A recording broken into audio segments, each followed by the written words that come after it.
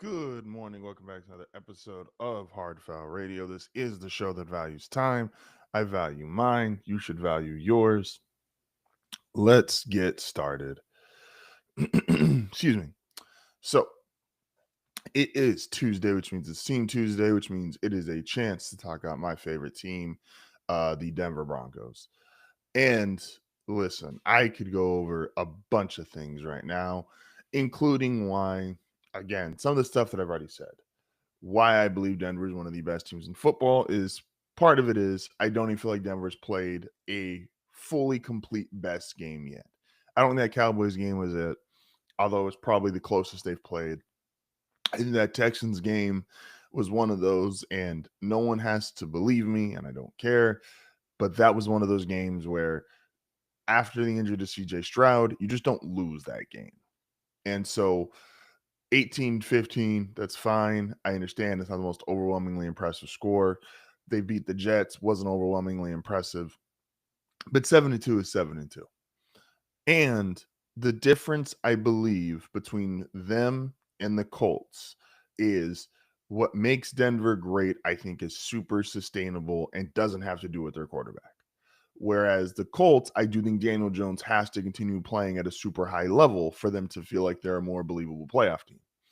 Whereas Denver, the offensive line, the defense, I think that stuff travels. And I think that, regardless if Bo is having a great day, a good day, or a bad day, can keep this team afloat in the majority of games. But let me also say this about Sean Payton. And this is something that I don't think enough people realize about what Sean Payton has really done. Is Sean Payton came into the building day one and said, this is the new expectation. This is the new standard.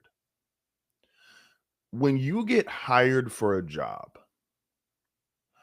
rules that you were told about on day one, you will probably follow the majority of your career or the time of your career at that job.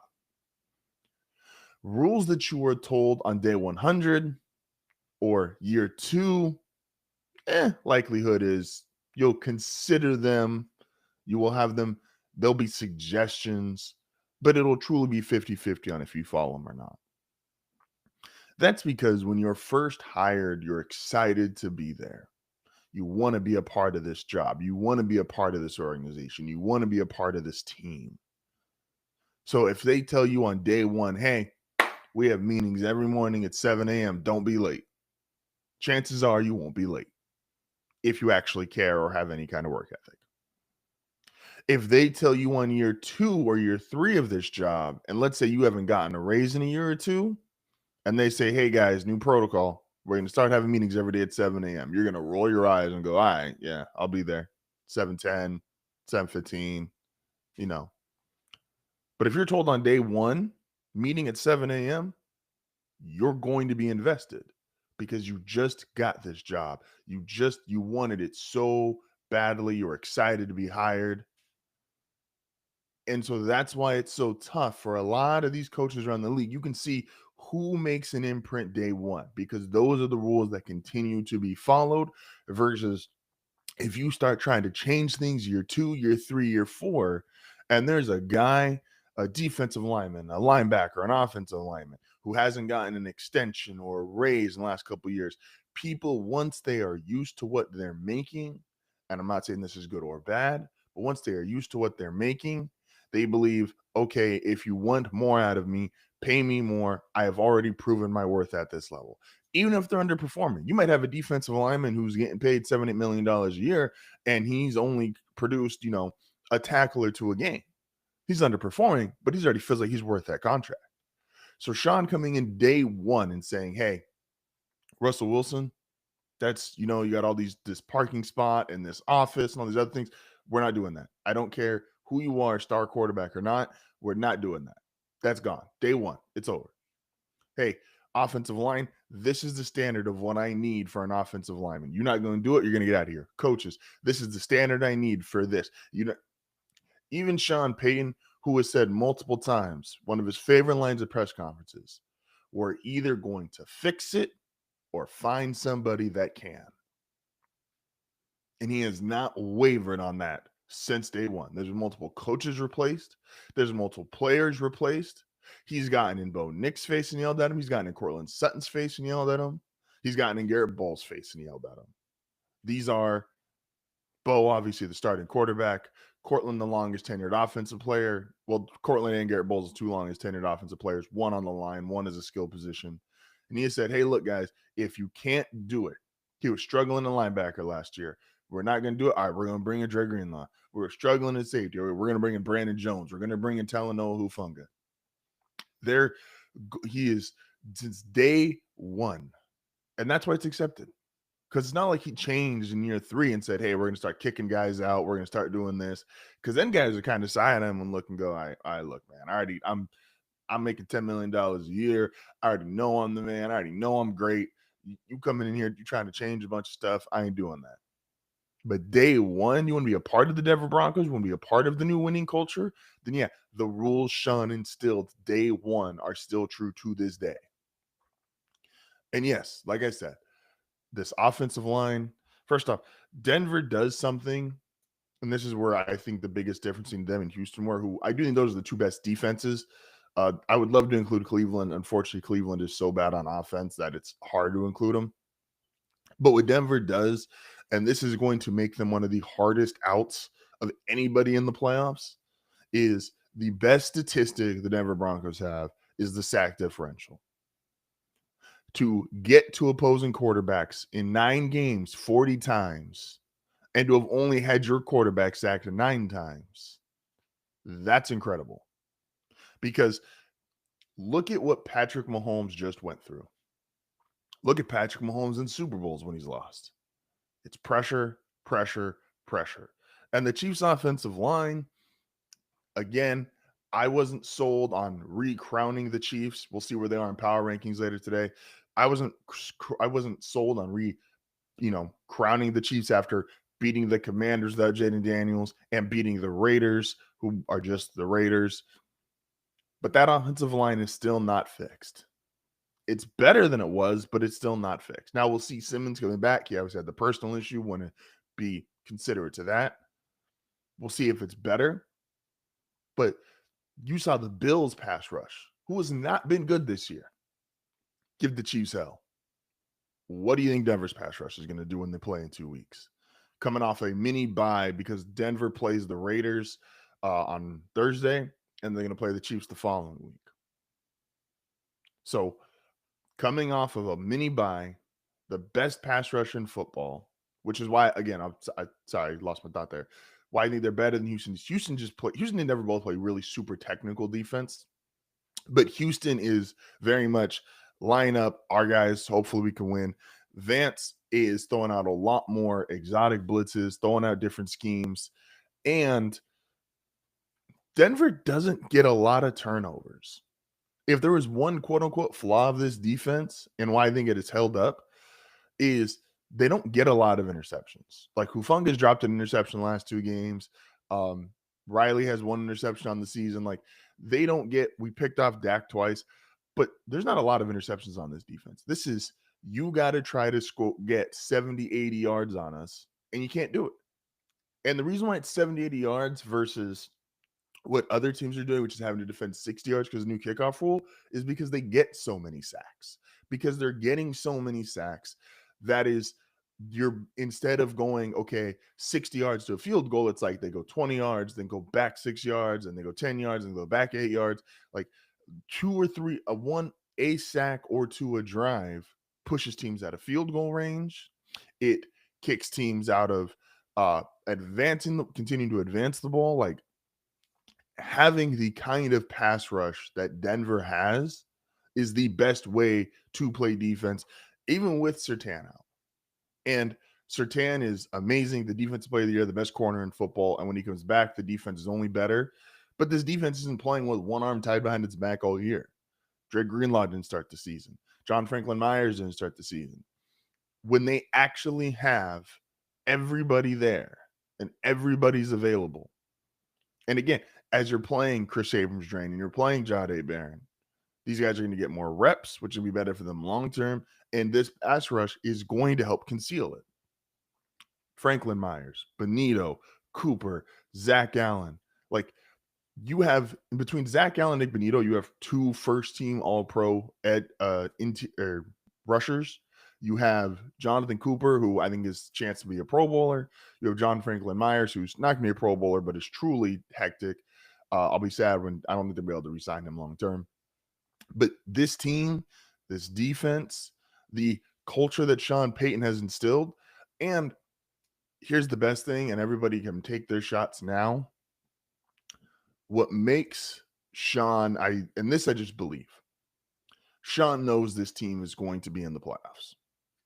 Now, whatever record you want to say they finish at, again, I have them winning 13 games. We can argue about the final tally later. The way he's coaching Bo Nix right now, yes, Bo has a lot of overthrows, but he is trying to, I believe this wholeheartedly, he is trying to coach Bo into throwing deep now because he wants him to have this figured out and down but by the time the playoffs start, because he knows he's going to need to get some quick scores. He knows he's going to need to get some big explosive plays. Yes, you can run the ball. Yes, you could throw short all day, but he knows if this offense is going to take the next step, it has to be with explosive plays. It just has to. So, um, also real quick transition to my other team that's currently in sports season. Pelicans. Can we just move on to the next step? Can we please? I don't know why Willie Green is still employed. I liked the Willie Green hire when it happened. Um, I'm not going to stay here very long because nobody wants to talk about the Pelicans, and I understand it. They've been awful. They're 0-6.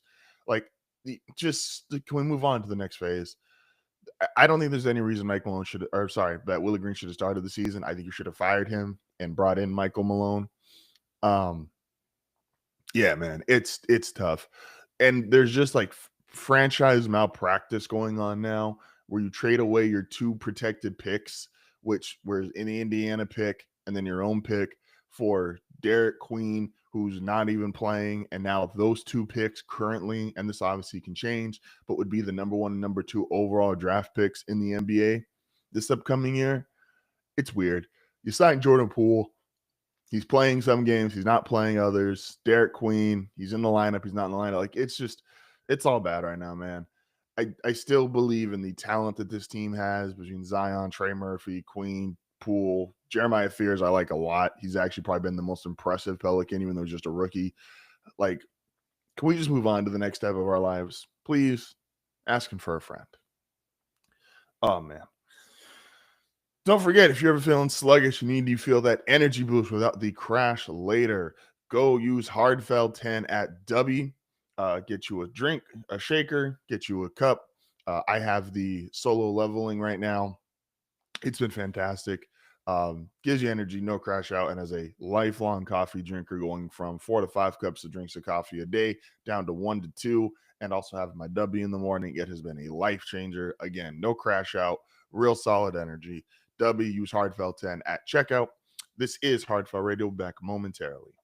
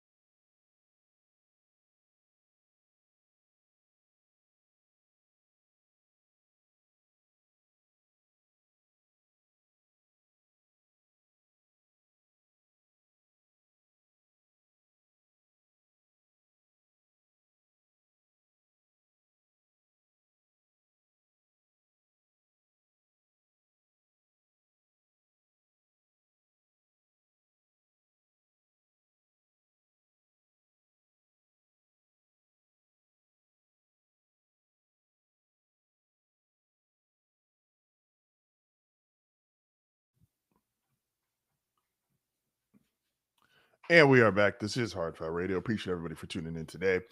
Whether you're watching live or you're going back and listening to the audio on the podcast, Spotify, Apple, wherever you get your podcasts. Appreciate you as always.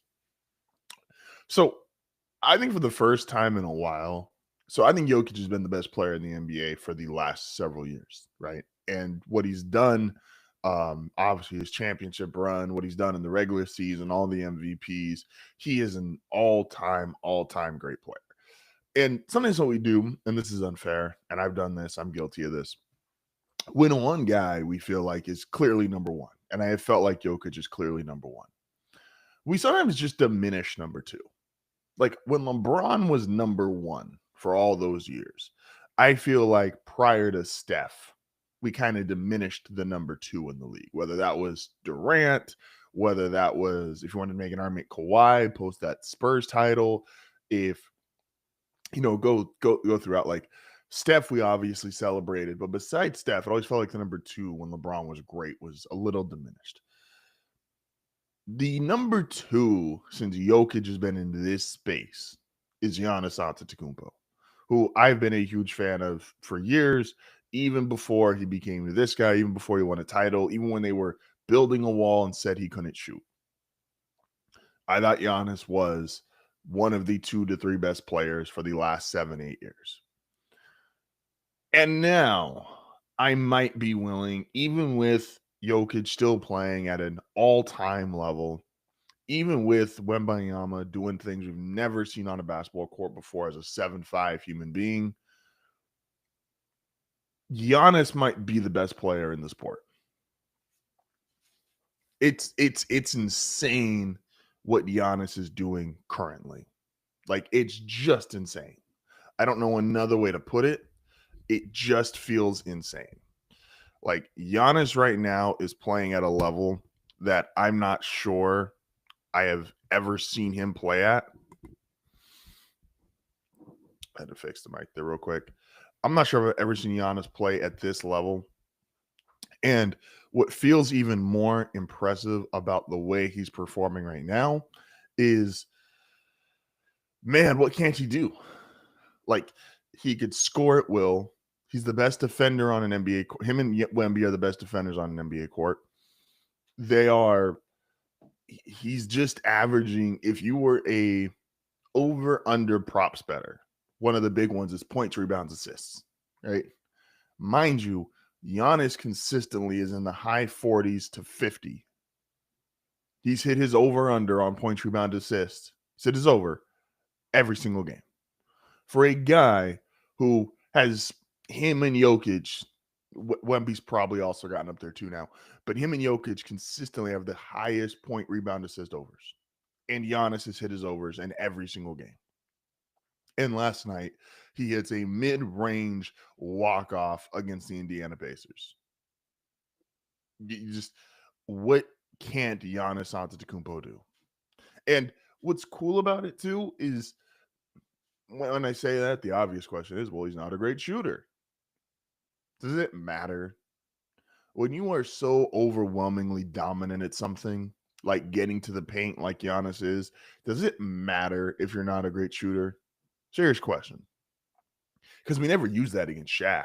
Oh, he was bigger than everybody. Have you seen Giannis? He's kind of bigger than everybody. Did Kareem? Oh, well, he had a sky hook.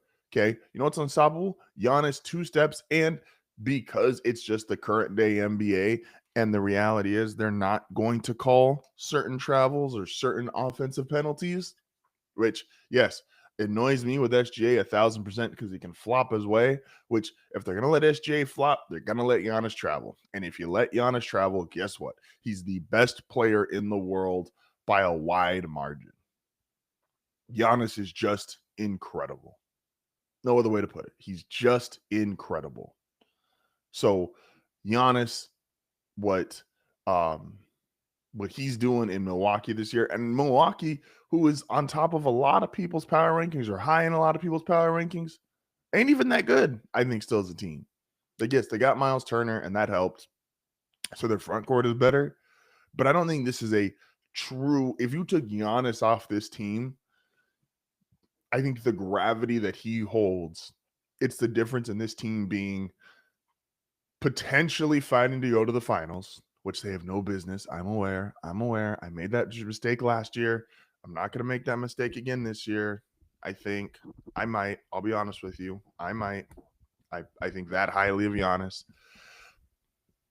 Whereas if Giannis wasn't on this team, there's an argument they're a lottery team.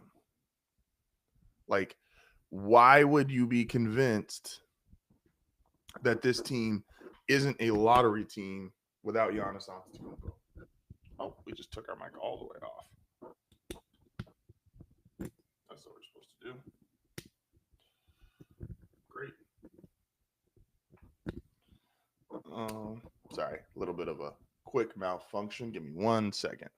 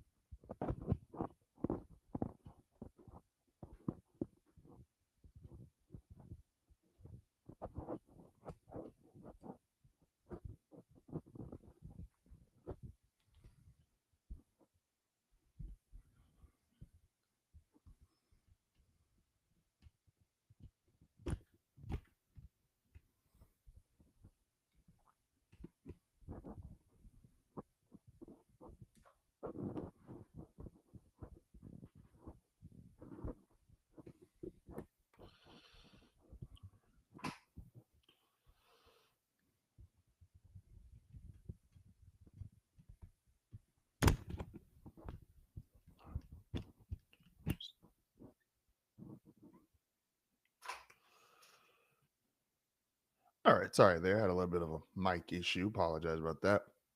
But yeah, so again, Giannis, incredible.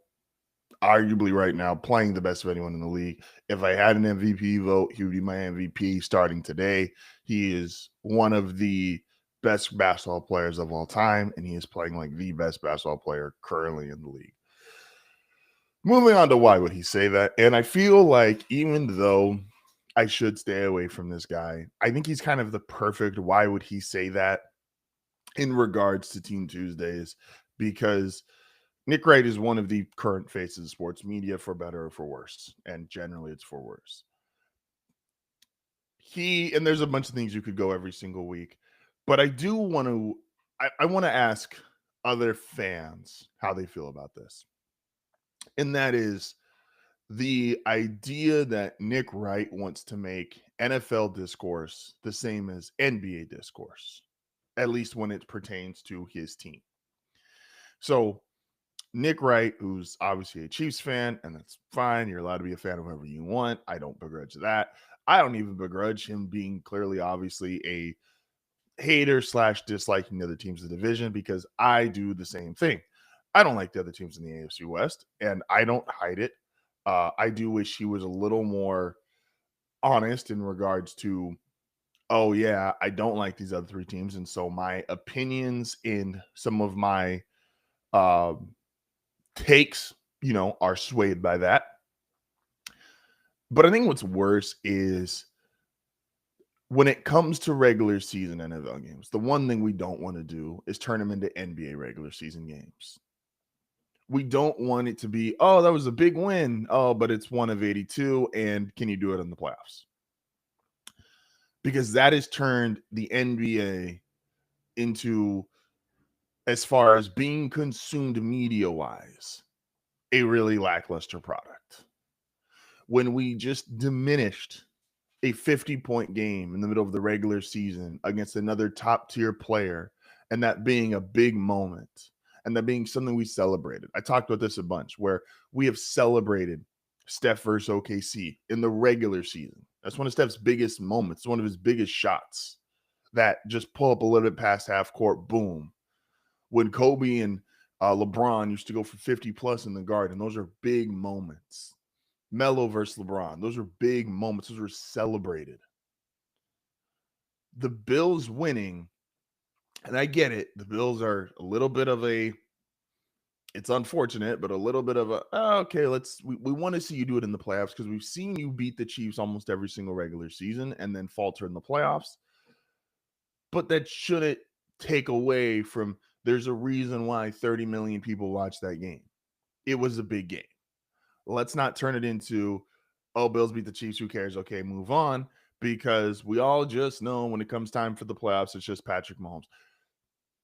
When Brady had his run at the start of his career, we didn't knock the Steelers and go, okay, well, the Steelers are irrelevant. We didn't knock at that time the Broncos are still really good. Didn't go, okay, well, the Broncos are relevant because Brady's winning the Super Bowls. We didn't knock the Colts and Peyton Manning, who had ascended into starting to become a perennial MVP. Yeah, Brady went on a fantastic, started his playoff career, 8-0?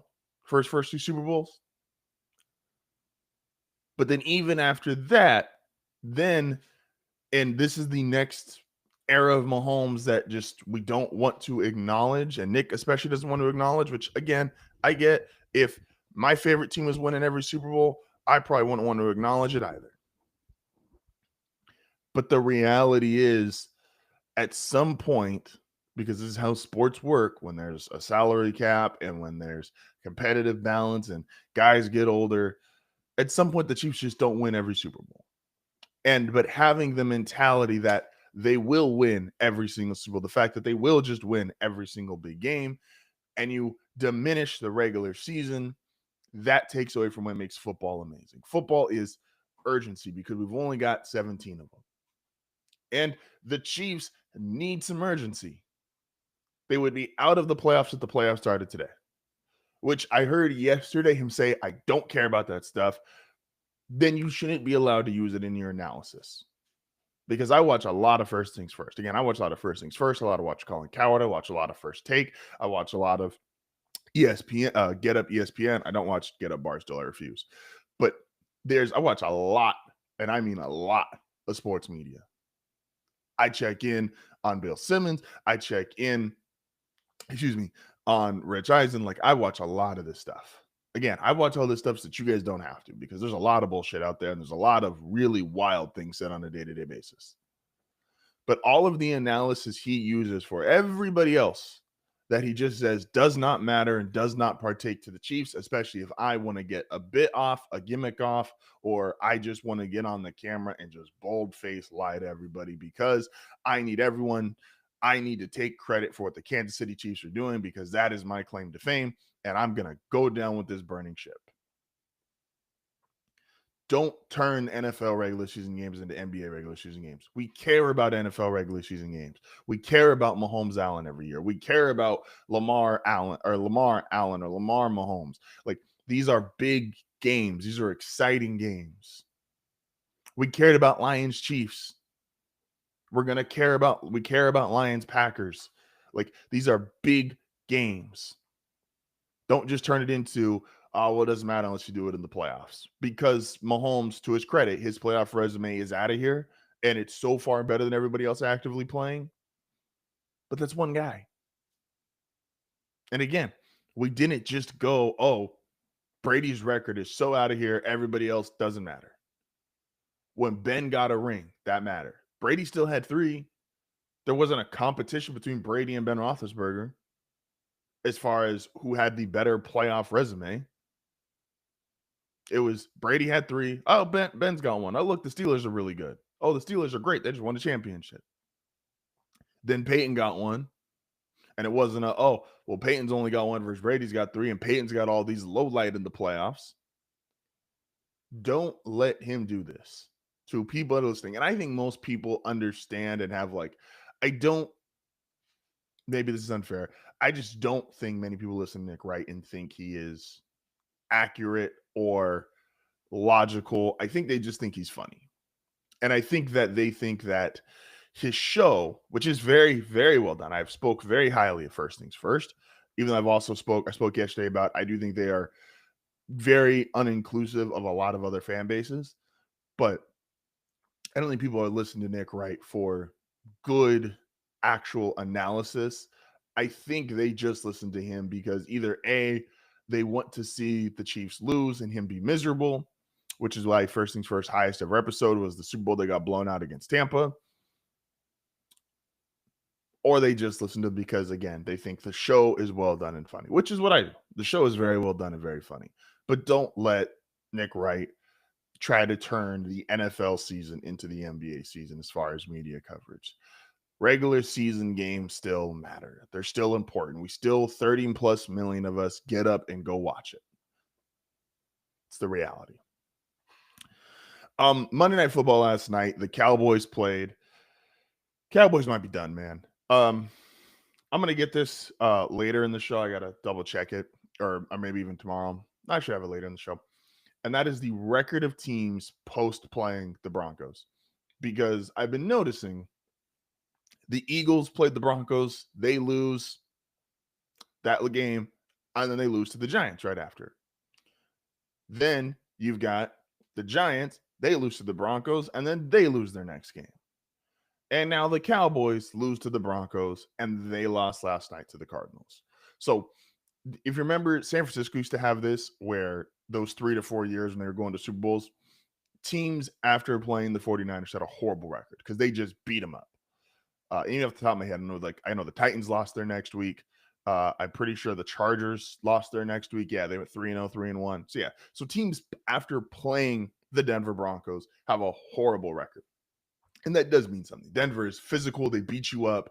And especially with a lot of these come from behind wins, you are in the game playing a full 60 minutes. And there's a little bit of that heartbreak factor of, damn, we almost had them. And then you lose after that. So, but I think the Cowboys season is pretty much done. I think it's been impressive of what they've done. I think what Dallas needs to capitalize off of is the building blocks in place that we know are good. And Jerry Jones, just don't mess it up. Hit on these next 2 drafts. Schottenheimer looks like a real coach, especially offensively. You need a new defensive coordinator. Eberflus is not the answer. George Pickens, CeeDee Lamb, Javonte Williams, the young offensive line, the line of Tylers, and Dak Prescott. That's your team. Start drafting defense.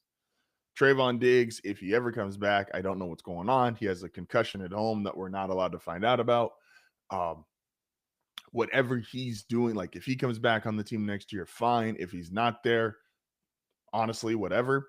Like you need to figure out just draft defense. You have an offense. And if your defense just gets to average level, this is a team that can compete next year because this offense obviously has last night was standing and obviously the game against the Broncos. Like this is still one of the best offenses in the NFL. Dak is playing some of the best football he's ever played in his life. It's fine. Like this is what you need to be going forward. Draft defense. You've got an offense in their prime. You've got a good young offensive line. You've got 2 dynamic receivers. You've got a good tight end. Dak's playing great. You just don't mess up these next 2 drafts. You don't even have to hit them totally out of the park and go, oh my gosh, look how don't need A+ drafts, but you got to get at least B+ drafts these next 2 or B drafts these next 2 drafts and get guys on defense because you got to get a pulse because you see the Bengals, what they do, and Dallas right now is kind of a Bengals light in either direction. I think the offense personnel is just a tick below, even though its production has been as good as the Bengals. but their defense might actually be it's tough between the Bengals and Cowboys who plays the worst defense. I saw a meme yesterday where it was like if they played, the score would be 188, and I'm like that's kind of believable. I don't know if you'd have a single stop if the Cowboys and Bengals played Flacco or Burrow, which is insane. But the Cowboy season this season, I think it's over as far as from a competitive competing perspective, but you've got building blocks. This is what good franchises do. They figure out how to, even if we're not going to make the playoffs, we are looking forward. We are able to see the future and the direction we want to go. You've got the offense. Draft defense. Figure it out how to just get to competent on that side of the ball. This is HardFoul Radio, back momentarily.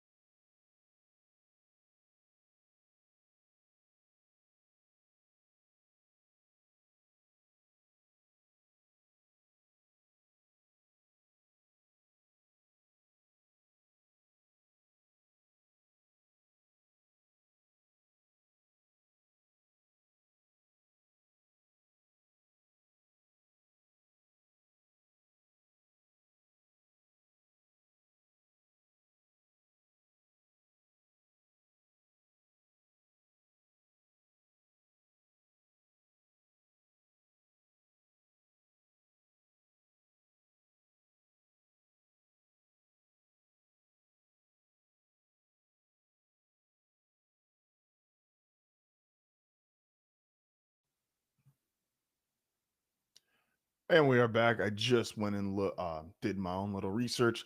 Teams are, and I tweeted it out.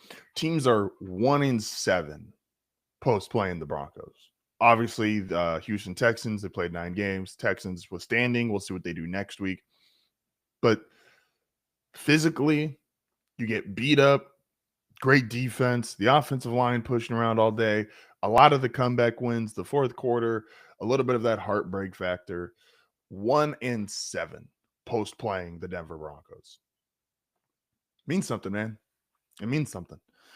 I'm going to double down and triple down on this take. Also, the Cowboys traded for Bengals linebacker Logan Wilson, which is kind of hilarious. You go from the worst or second worst defense to the worst or second worst defense. So, shout out to Logan Wilson, I guess. I think the Chiefs are in real trouble. I think the Chiefs truly, this game coming up against the Colts, I know it's at home, but the Colts just got embarrassed. I do think the Colts are a really well coached football team. And while this mantra or take or idea is obviously stolen from Colin Cowherd, I've heard him say it enough and I've paid attention to it and I believe it. Great teams, after being embarrassed, usually come back with an excellent game plan and have an excellent week of practice and play out of their minds. And Kansas City just lost. I don't think Kansas City was embarrassed. Indianapolis was embarrassed. And Indianapolis is going to be really high on the whole. We can't let Daniel Jones have back-to-back bad games because that's going to be their confidence buster. If Daniel Jones is playing confident, if Daniel Jones is feeling himself and he feels like, I don't care what the rest of the media says, I don't care what people think, I am this good, this is who I've actually always been, it was just the dysfunctional Giants is why I wasn't able to compete, then they got a shot. If he feels like, oh no, I'm struggling, I'm reverting back to Giants Daniel Jones, they got no shot. So they got to come out and have a really good game plan. They got to come out and really take care of business. They've got to be buttoned up. Jonathan Taylor's got to have a big game. The receivers got to have a big game. The offensive line's got to have a big game. And I think they can. And I saw Indianapolis realistically cut up Denver's defense, and I think Denver's got a better defense than Kansas City. And so I believe that Indianapolis can get this game. And then, like I said, Thursday, the Broncos play the Raiders. I'm not overly worried about the Raiders. I know it could seem like a trap game, but it's also, I don't think this team is going to feel like it's a trap game because they haven't exactly played exceptionally well in any win. So I think they'll still take them seriously, which means they'll be playing the 8-2 Denver Broncos at home. And I think that's the game where Sean puts it all together. I think and Vance Joseph, I think the defense has a masterclass. I think the offense puts it together.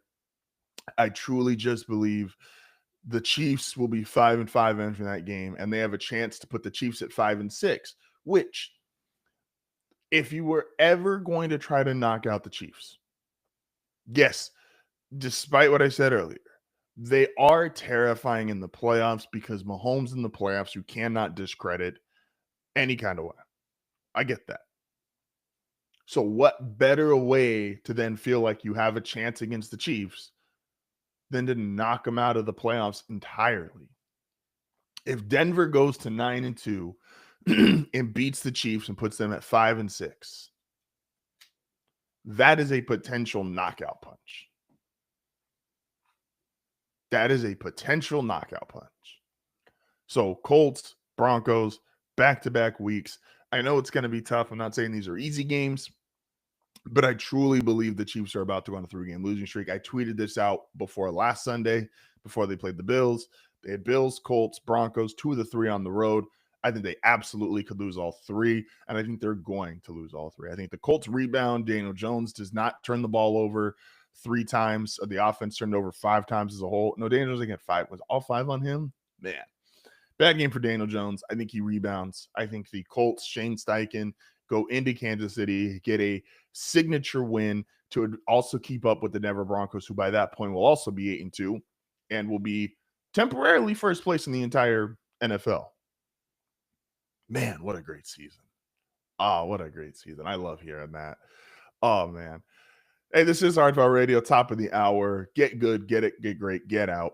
Power rankings for week 9 of the NFL season. We will be back momentarily.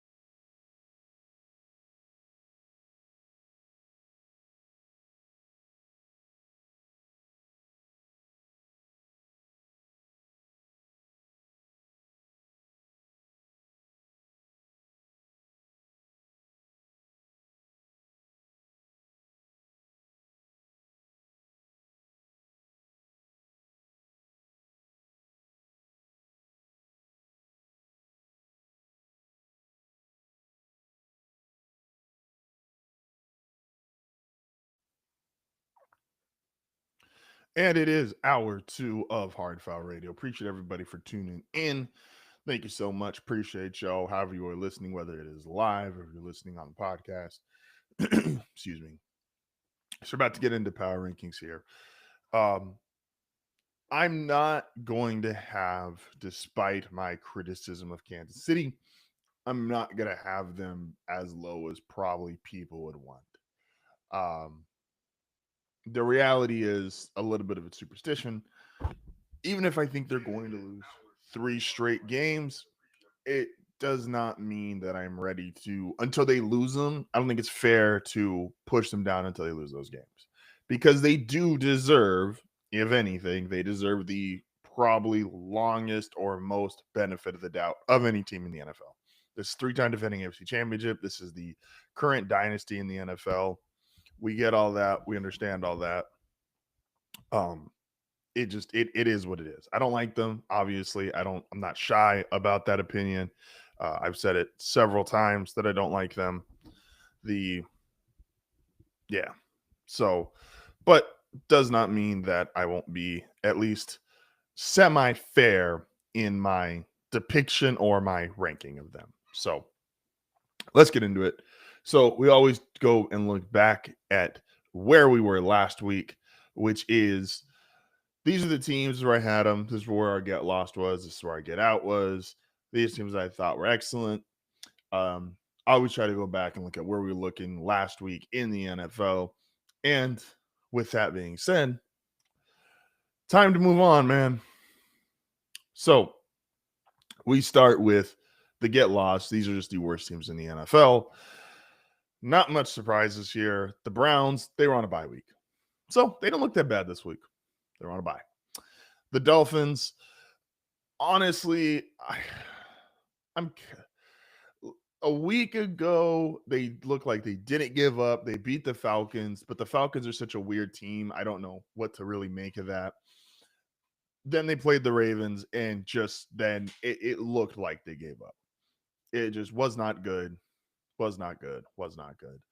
The Cardinals, despite the win last night, I think Dallas also, again, is not that great of a football team. So I'm not really willing to move the Cardinals up, partially because I don't know if they benched Kyler Murray or not. It's kind of tough to say. I think they did. I just don't want to tell anybody. But Marvin Harrison, that shouldn't be like his first great game. I don't think the way they've ran that offense, the way that Jonathan Gann, defensive head coach, and the defense hasn't been playing as well as it should. I just don't know the direction of this team, and I don't think they're just not going to make the playoffs. I think they're going to miss by several games, and they're the only team in that division that is not super competitive or relevant. The Saints, again, I've been saying this all season, this is roster deficient. There's not a whole lot Saints can do. The Titans, it's a really good thing we don't talk about Cam Ward as far as national media goes, because Cam has not had a great season. Not even close. And the Titans already fired their head coach. They just traded away Draymond Jones to the Ravens yesterday, so they're obviously sellers. There's a lot going on here. Don't want to dive too much into it. The Bengals, if we played a one-sided sport or this is arena football, they would be in get excellent. Unfortunately, they have to play defense. And if you're a Bengals fan, what fixes this? Because it's not just Joe Burrow coming back. It can't be. Joe's not going to play defense. Like, what is going to quote unquote fix the Cincinnati Bengals? Because right now, I don't know. The Jets, they were also on a bye week. Congrats, they got their first win 2 weeks ago. What else do you want me to say? And the Raiders, who were in a 6-6 game, started scoring in the second half.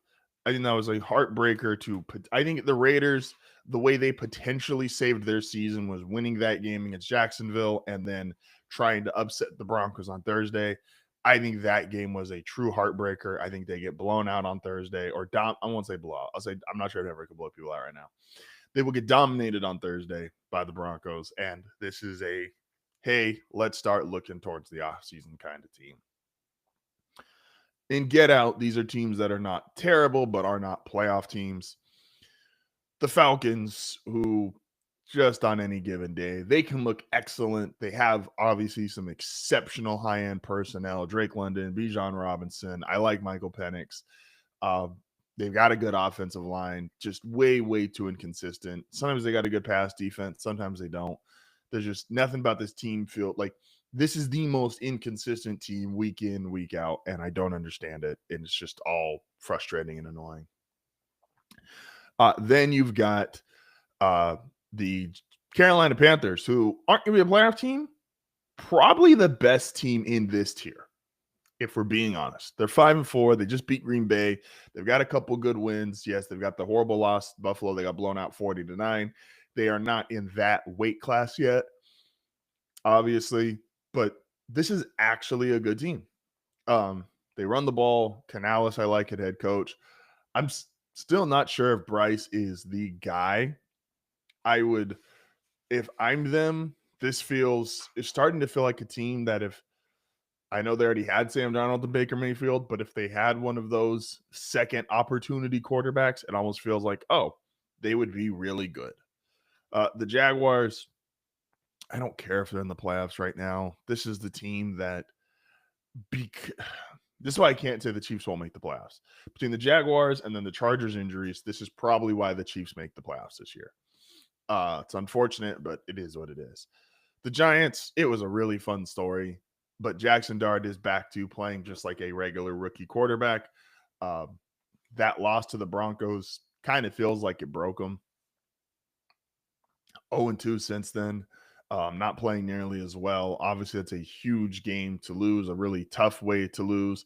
And it feels like the same way the Bears, when they lost their season to that Hail Mary and it just started to spiral, that's what it feels like has happened to the Giants. Cowboys, we saw them last night. Start going to next year. You got an offense, start drafting defense. You're not there. The opposite of that is the Texans, who CJ will see. CJ, hope he gets back healthy. It was not a dirty hit. Hopefully CJ gets back healthy soon. But again, even when CJ's been out there, this is a opposite of the Cowboys. Great, great defense. Offense struggles a lot. Need to start drafting offensive linemen. Need to fix this. These are way too one-sided of a team. And I would have put the Commanders and get lost because I do feel like they're probably playing and going to play like a get lost team, but it's mostly because of injuries. And I feel kind of bad going, oh, it's just a lot of injuries. Lattimore's injured now. The returner, the receiver, he's out. Jaden Daniels had the gruesome arm injury. He's going to be out. Like, he's missed time already this season. Austin Eckler is out for the rest of the season. Like, they've just had so many injuries, man. They're better than this, but they're just way too injured right now. Get good. These are teams that I think absolutely have a chance to make the playoffs, if not be in it. Shorter get good tier. The 49ers, the 49ers and Chargers should be in get great. But again, too many injuries. The 49ers on their defense, no Nick Bosa, no Fred Warner. The Chargers on their offense, no Joe Alt or Rashawn Slater for the rest of the year, which is really unfortunate because, again, I live in an area, there's a lot of Charger fans, and despite division bias, and no, I don't like the Chargers whatsoever, is you would want to see teams be able to go at full power, so it is a bummer that a very, very promising season for both the 49ers and Chargers feels like it's got a very hard limit because of what they've experienced injury-wise. Now, if either of these teams make a deep playoff run, what a hell of a story.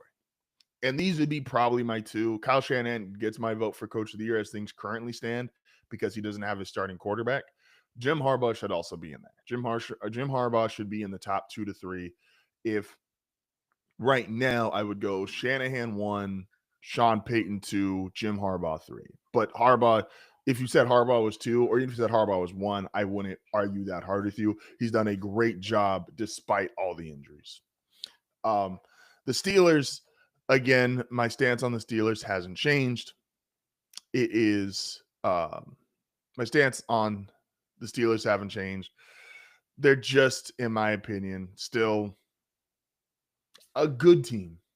Aaron Rodgers playing well. Defense is not. They're just okay. I don't think they're great, but I don't think they're terrible. I think they're going to make the playoffs somehow. Even if I think the Ravens are better than them. The Bears, I need to see Caleb play great against somebody who's not the Cowboys or Bengals. I do. I want to say Caleb is fully there. He's all the way. He's emerged. He's a great quarterback, but I just can't do that if the only teams you're lighting up are Bengals, Cowboys, the two worst defenses in the NFL, and the Vikings, who, again, I had the Vikings get great a lot of the early part of the season. They've had some injuries. They've had inconsistent play. This defense has not been as great as it was last year. But J.J. McCarthy came back. I don't think they're better than the Lions, obviously, but they did beat the Lions and had a great game. And you saw in that game, if J.J. McCarthy is remotely close to the guy they think he can be, there's a lot of potential here because you still have Darisaw, still have good offensive line, TJ Hawkinson, Jordan Anderson, Justin Jefferson. Like, there's a lot of pieces here in Minnesota. Kevin O'Connell, Brian Flores as coaches. Like, still a lot of potential here. But again, rough middle part of the season. We'll see where they go. Get great. A lot of teams can get great. The Buccaneers, what more can you say about them, man? One of the best teams in the NFC. Baker's been having a great season, even though he's kind of come back down to earth the last couple of weeks.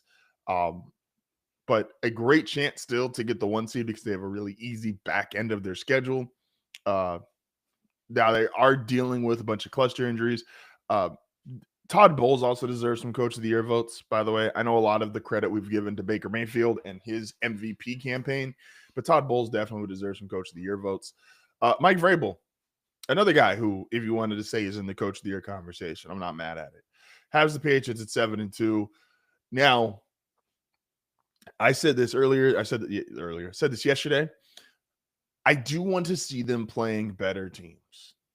They need to have their strength of victories are really, really weak.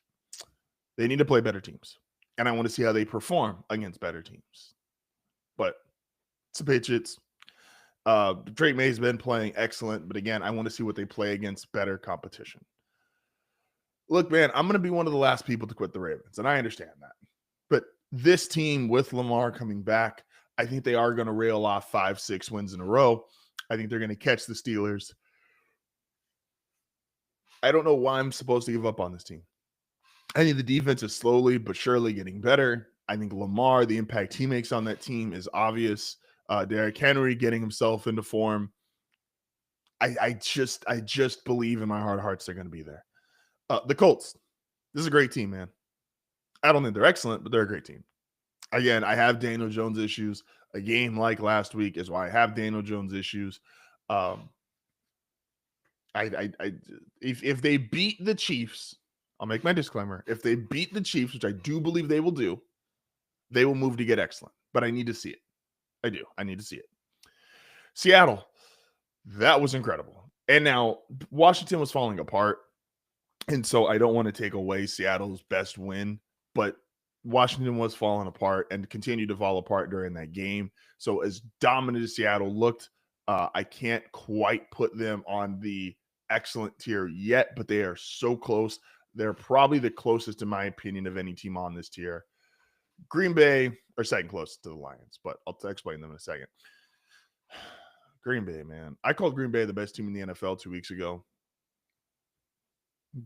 Jordan Love, what's going on, man? What's going on? Talk to me. Kansas City. I'm not going to move them out of great until I think they are going to lose 3 straight, but I'm not going to move them out of great until they do lose 3 straight. I will give them the respect of Reed, Mahomes, even older but still able to be relevant Travis Kelce, Chris Jones. Like, there's still a lot here as far as what the dynasty has been, even though I think they're going on a downward trajectory. And then you got the Detroit Lions, who that was a really bad loss, man. This is probably only for a week. This is kind of just a timeout for a week. I think the Lions will move back up to get excellent. This is kind of just a timeout. You got to play better against your division. Like, it can't just be we beat up Chicago, because you've now lost to the Vikings and you lost to the Packers earlier in the season. You cannot just be a beat up on the Bears team. You got to play better in division. This is kind of just a temporary timeout. And then in Get Excellent, the four best teams in football, in my opinion, two AFC, two NFC. Isn't it look beautiful that way? Let's start with the NFC. The Eagles, again, this is still top to bottom, one of the top two or three rosters in the NFL. Um, Jalen Hurts, who I don't think he is playing quite to the level that the stats say, but you can't argue with 15 touchdowns, one interception, 20 total touchdowns, two turnovers, even though it should be three because that was a fumble, but we won't talk about it, I guess. The ability of this team, if Saquon Barkley gets going, I don't care what his total numbers are. If Saquon is running like Saquon when it comes time for the playoffs, nobody's going to want to see them in the playoffs. Jalen Carter can still wreck games on defense. Devontae Smith, A.J. Brown. The offensive line, while not quite as dominant as last year, is still one of the better offensive lines in football. And they've been there. And you got to give them the credit for their defending champs. And they've been there. They look like they're ready to go again. The Bills. This is, again, same reason why I had to put the Lions down there kind of for a punishment this week. I think the Bills still have issues. I don't think the Bills' defense is quite as fixed as people are getting Buffalo are going to want to think they are this week. But I also think Kansas City's offense is as good as everybody thinks it is. So this is kind of a perfect blend. The Bills, struggling defense. The Chiefs, I think, an overrated offense. The Bills applied pressure. Joey Bosa played one of his best games in years. And you have Josh Allen, who at any given point in time, again, I don't think he's Lamar. I don't think he's Mahomes, but on any given day, his A game is just as good as anybody's. The Broncos, again, best defense in football, best offensive line in football. They have good enough weapons, a great offensive play caller, and Bo does not have to be great. He just has to be good, and he's absolutely capable of that. And then the LA Rams, who are probably them or the Seahawks, are the best team nobody talks about.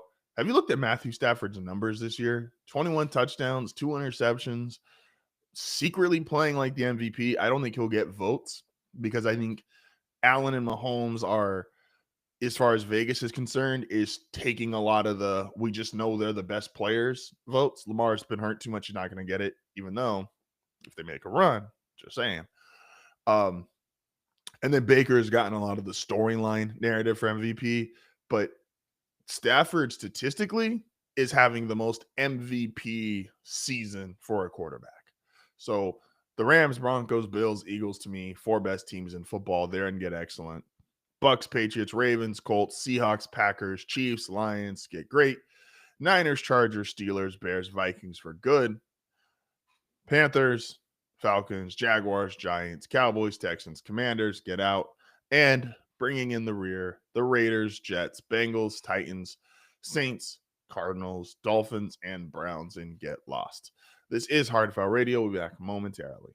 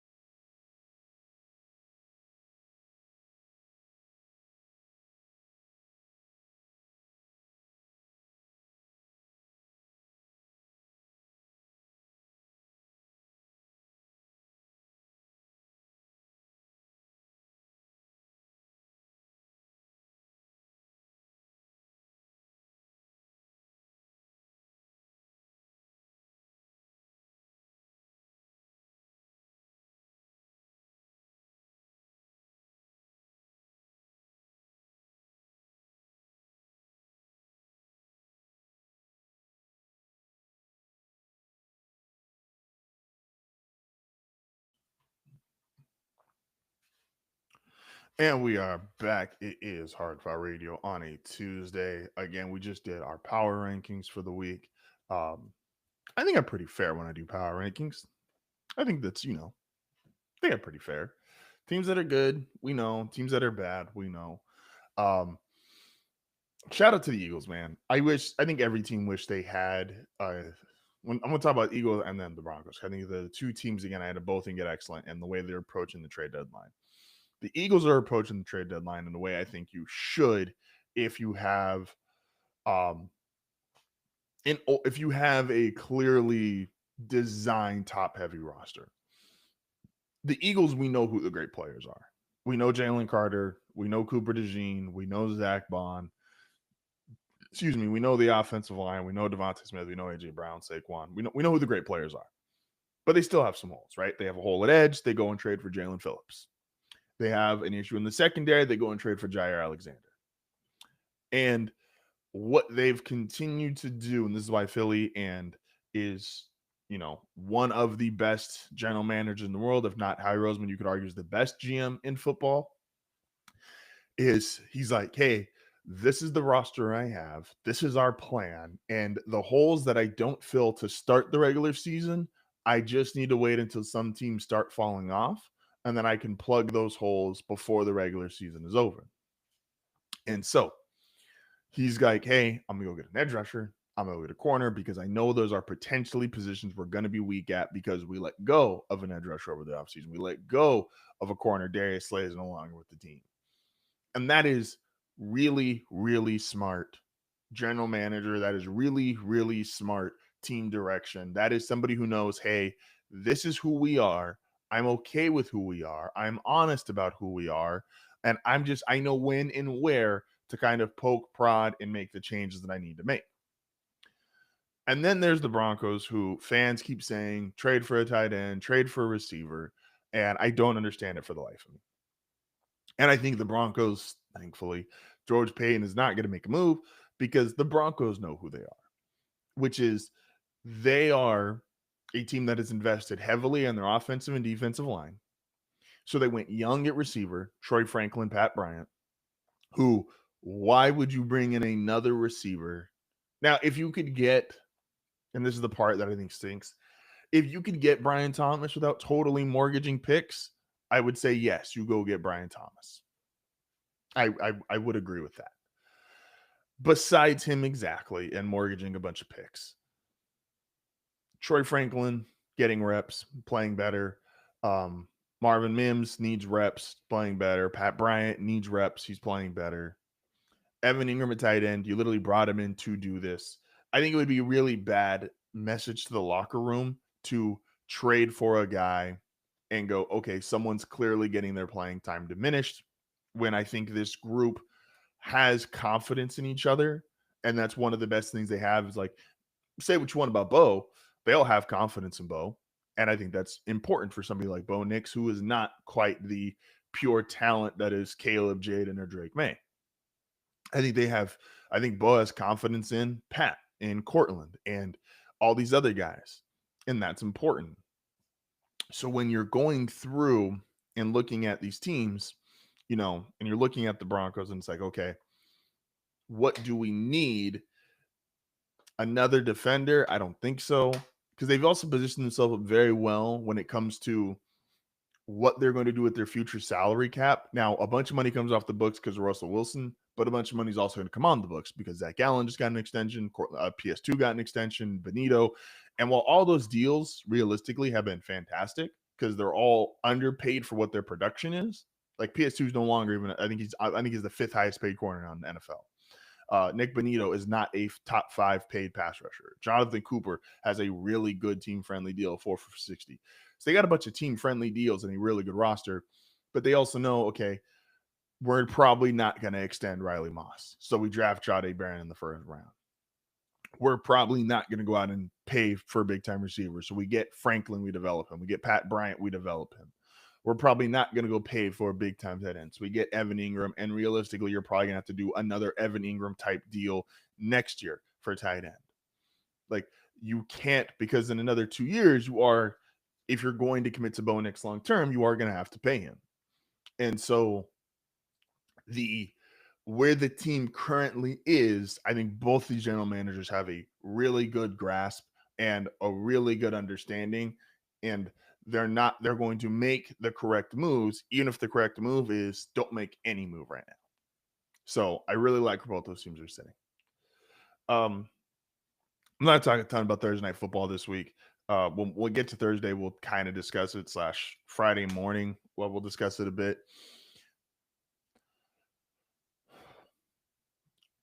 But have the Raiders, I want to make sure I say this correctly. The Raiders have just been disappointing, right? Now, I have hate colored glasses when it comes to the Raiders. So I want to make sure I'm kind of phrasing this as a question. But they have to be one of the most disappointing teams in the league, right? Because a lot of people, some people on this network, thought the Raiders are going to be really, really good. Like back to back years, thought the Raiders would be really, really good. And they just haven't been. And there's a bunch of people who thought, okay, Pete Carroll's an upgraded head coach, Geno Smith is an upgraded quarterback, and Ashton Genty's a big upgrade at running back, and defense just pray Max Crosby is Max Crosby, and everybody else kind of figures it out. When the reality is, they haven't really. Geno's been play-wise this year at the same level or even argument a downgrade. Is that fair to say? Ashton Genty has been okay. And Pete Carroll kind of is showing his age and is playing like and coaching like he's the oldest out of touch head coach in the NFL. No one's going to put the Raiders as the most disappointing team because, it's not the who's the team like some people probably would say the Packers are disappointing because of their really bad losses, or some people could say the Chiefs are disappointing because they're 5-4, or some people would say the Texans because their offense can't figure it out. Like these teams that were just clearly like perennial playoff teams we expected to be there at the end of the day, they're going to always take that credit for most disappointing. But the Raiders should be up there because a lot of people thought the Raiders are going to be good. Again, I see the Raiders through hate-colored glasses, and so I was never a huge part of the Raiders hype train. But that doesn't take away from the fact a lot of people thought they were going to be good. And since they're not, isn't it fair to criticize and go, hey, the Raiders, not very good. Raiders, very disappointing. Asking for a friend, man. I'm curious. Like, are we allowed to say the Raiders are disappointing? Just wondering. One more NBA thing really quick before we take another break. I don't want to say anything nice about the Lakers. I don't. So I'm not going to. What I will say is stack up as many wins as you can right now, because I do think home court is going to matter, and being the more spread out playoff series, which the 1 seed has, where they get those couple of days off, is going to matter for the Lakers. And so stack up these early season wins. Stack up as many as you can, especially with no Luka, no LeBron, and now even Austin Reeves is injured or load managing. You're doing something, man. He's doing something. Stack these up, because when it comes time for the playoffs, you're going to want an older roster, and the oldest player by a wide margin who's going to be expected to be great, he's going to need his rest. It's not coincidence that LeBron's the last title, probably the last title of his career, in the older stage of his career, was the bubble when they had 3 months off. So Lakers, stack your wins now. They're going to be super important down the road. Don't care how they look. You shouldn't care how they look. Just get them, because OKC is not slowing up. Houston, I think, is going to figure it out.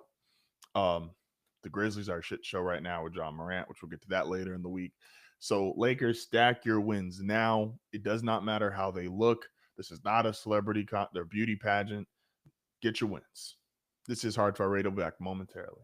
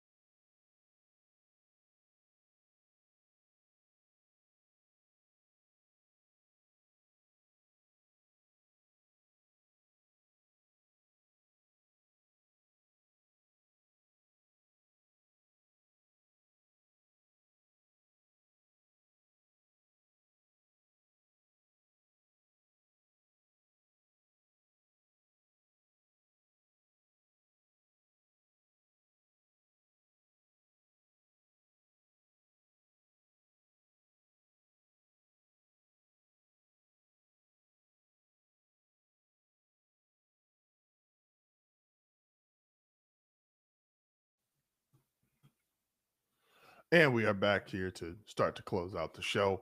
Again, appreciate everybody who's been with us. One of the biggest injuries in the NFL, and every team is different. So, a guy, some teams can survive losing their best receiver or their best skill position player for a couple weeks or a month or a longer stretch of time because depending on how the team is either built. Maybe they have multiple receivers or multiple weapons, or they're just not super reliant on offense. Like, I think Denver could survive, and knock on wood, like a Cortland Sutton injury, I think they could survive because I think the young guys could do just enough and they could run the ball and they're built on their defense anyway, that it would not be a season ending kind of thing where it's like, oh, Denver's got no chance without their number one receiver. The Packers, however, just lost their best skill position player, Tucker Kraft. And I think this is going to be a huge loss, and we're going to see it. Packers and Eagles play this weekend. Tucker Kraft, who's just been amazing, maybe playing like the best tight end in football. I'm not saying he is. I believe that's still Brock Bowers, but playing like the best tight end in football. And Jordan Love, who has just flat out been inconsistent and has had issues. You've seen the great games, you've seen the really bad games. He needs Tucker Kraft, and he is no longer going to have him for the rest of the season. And that's a huge, huge injury. That is a potentially seed-altering injury. Like, the Packers, who were on course to get the 1 seed, are now potentially going to be fighting for their life just to win the division, and if not, get a wild card. Tucker Kraft is a huge loss. And the NFC is really clamped up right now. The Bears just won and went to 5-3, have had a 4-game win streak this season, and they're out of the playoffs currently in the NFC. The NFC is really moshed together. So the Packers lose their best weapon. They're about to go play the Eagles, who are coming off a bye. No Tucker Kraft, which is a lot of your middle of the field and honestly your best red zone threat. And we're going to see how that plays out. What is Jordan Love going to look like playing against another elite team in the NFC without his best weapon? And I think there's real opportunity here to struggle. I've never been all the way there with Jordan Love. I've always thought he was just good. I don't know if I ever considered him great or super good or even like that borderline elite, which I know a lot of people have been pushing to get him into that class. But what Jordan Love is with Tucker Kraft, without Tucker Kraft, we're going to see that quarterback on Sunday. And if the Eagles come out and they run the ball with Saquon and he looks like how he did before the bye against the Giants and Jalen Hurts and those receivers and that offense is rolling, and if that defense can now just kind of zone out the other receivers, because the Packers don't have a great number one. It's a bunch of number 2s and number 3s. And then Tucker Kraft has basically been similar to the Kansas City offense, has been their Travis Kelce, where Kelce was the best guy. And he kind of just needed the other receivers to be in their place or help create space for him. And he could go and he could dominate a game in the middle of the field and be that security blanket for Mahomes. That's who Tucker Kraft has been for the Packers and Jordan Love. And so that is going to be a huge, huge injury for the Packers that he's out for the season. And it's really unfortunate because he was playing great. That's really the shame in all this. He was playing great, and now this injury potentially is going to be seed impacting, and that's rough. So hope Tucker Kraft gets a good injury. And again, injuries are different for every team. Injuries are also different for the position of the team. Excuse me. Excuse me. So that's going to be a huge game coming up this weekend. The other team that, again, I want to kind of talk about here before we head out is the Los Angeles Rams. This is a great football team, guys, and a lot of people aren't talking about them. This is a great football team. And Stafford isn't throwing for a ton of yards, but he is throwing for a ton of touchdowns. In the red zone, this is probably, I don't have the stat in front of me, but this is the scariest offense in the red zone. They can run the ball. Stafford is elite accurate and elite in the red zone, able to make the right call. Sean McVay is a offensive guru, making all the right play calls. This team is scary as hell. This was my Super Bowl team from the NFC side. Now, I did have the Ravens from the AFC side, so we'll see how that works. But this is a from head coach, quarterback. Sorry, I'm having trouble connecting to the internet. It looks like an issue with the router and Echo device. So Head try coach, restarting them. Unplug both of them, then plug the router back in. head coach, quarterback. Sorry about that. Head coach, quarterback, defense, running game. There's not a whole lot this team is missing. Like, I don't think people are going to call them the best team in the NFL, but they might be. It might be. And again, Stafford, 21 touchdowns, 2 interceptions. I do have that off the top of my head. Again, you got Sean McVay. You got a great running game. You got a great defense. Could you guys imagine if Aaron Donald didn't retire early? How dominant this team could look? Thank God he got bored of terrorizing the rest of us. That would have been a nightmare. Very last team I'm going to talk about today is the Baltimore Ravens. We're going to try to have more of a basketball centered show tomorrow. Is what I'm trying to go football to then tomorrow is going to be more basketball / college football. So with the last one I'm going to talk about today is the Baltimore Ravens, who, like I said in my power rankings, I had them in great. I'm just going to be the last person to give up on the Ravens. I am. I'm just going to be the last person to give up. I'm gonna have more faith even long than some Ravens fans. I just think Lamar, Derrick Henry, Kyle Hamilton, Marlon Humphrey, Roquan Smith, obviously no Mutabike, which that hurts. But I think there's still Mark Andrews. I think the offensive line's good enough. Zay Flowers. Really, I just think Lamar Jackson's amazing, man. I think Lamar is so incredible. I think that this offense is 30 plus points a game with him. I think they get it done. And I think they're going to chase down the Steelers. I think the Steelers should still get a wild card potentially, but I think they chase down the Steelers, win the division. They play them twice. About sneeze.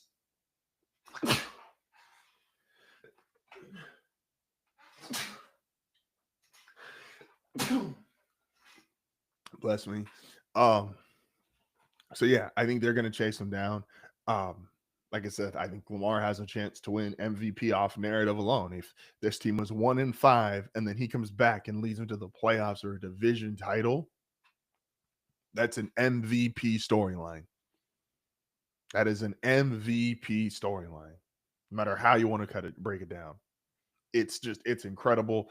Again, I think Lamar is the second best quarterback in football, only to Patrick Mahomes. And I think at times he's arguably the best quarterback because he just does things nobody else can do. He is an elite thrower of the football. He's the best runner in the league. Go look at his touchdown to interception numbers. It's just incredible what Lamar does on a game in, game out basis.